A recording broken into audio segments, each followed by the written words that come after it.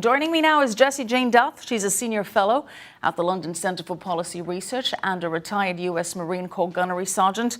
Also with us is Asaf Romarovsky, a Middle East fellow. Thank you both for joining us. Jessie, the U.S. sending a strong message to Iran with this increased firepower in the region. Do you see this as antagonizing Tehran, or is this simply a vital step that's needed to deter Iran?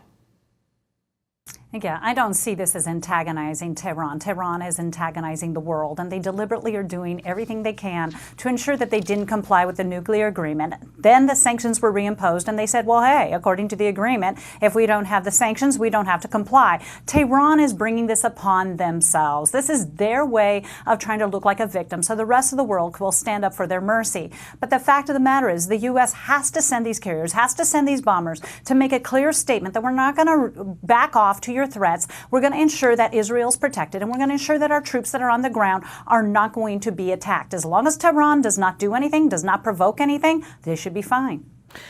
Asaf, reportedly, one of the major threats that prompted the Pentagon to send the aircraft carrier and Air Force bombers to the region was that Iran had moved short-range ballistic missiles aboard boats in or near the Persian Gulf. Now, when the U.S. military gets intelligence on something like that, many would argue that that is just a prudent response. The Wall Street Journal is now reporting that the intelligence may have suggested that the U.S. and Iran were merely misreading each other, that Tehran believed that an attack was imminent from the U.S., and hence they made that move first. What do you make of this?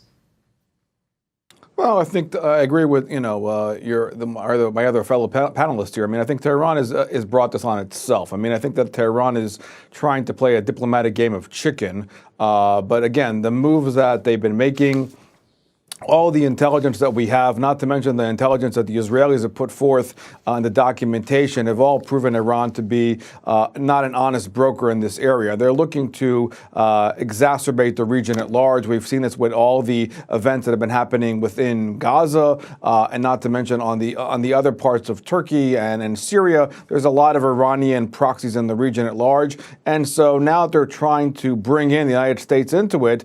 They know exactly what they're doing, and they're very smart actor. I mean, the Iranians know they don't make things mistakenly. They know exactly how they're playing, and they know what the ramifications are going to be. But they are looking to be the victim of the world in order to kind of put the blame on the United States, on the Trump administration, and whatnot. But this is a kind of a very dangerous game of chicken that I think that could lead Iran into a interaction with us they may not be happy with. The sanctions for sure have been crippling financially, and now they're trying to pull us into a military action. This is all part of the larger scheme, political move that they're playing in order to try to draw the United States into all of this.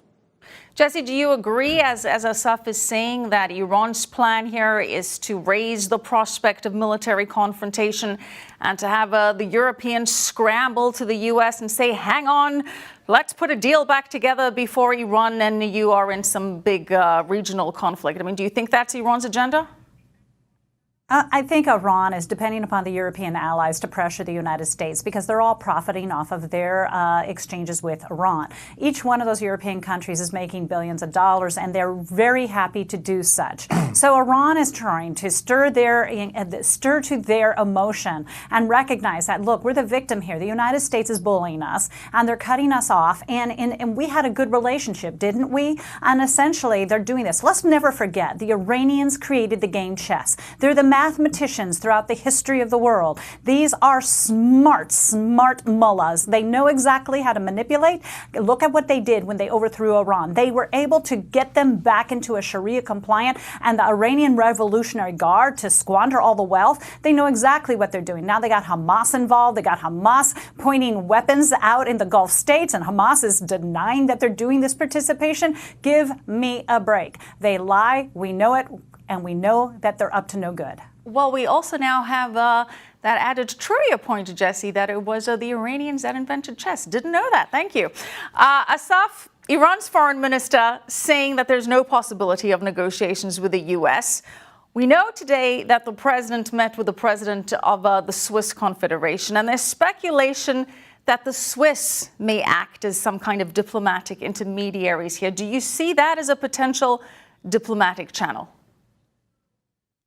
Potentially, but I don't think. I mean, I think the. Asaf, go ahead. Oh, sorry. Go ahead. Oh, sorry. I think the Swiss are trying to always play the kind of the neutral card that they've always had over the years and historically about how the Swiss have played diplomacy at large. I don't see them really making an active move here as far as them being the heavyweight here. I think that the administration is looking for European allies to show a coalition as far as the greater threat that Iran poses to the West and Europe at large, and using Swiss interlocutors is helpful in that regard. But I think really the main pressure is going to have to come from us and from our allies in the region at large, mainly the Sunni states who are as threatened by Iran's actions, given the fact that Iran is the greatest destabilizing actor and to the region at large, predominantly to the majority Sunni Arab states.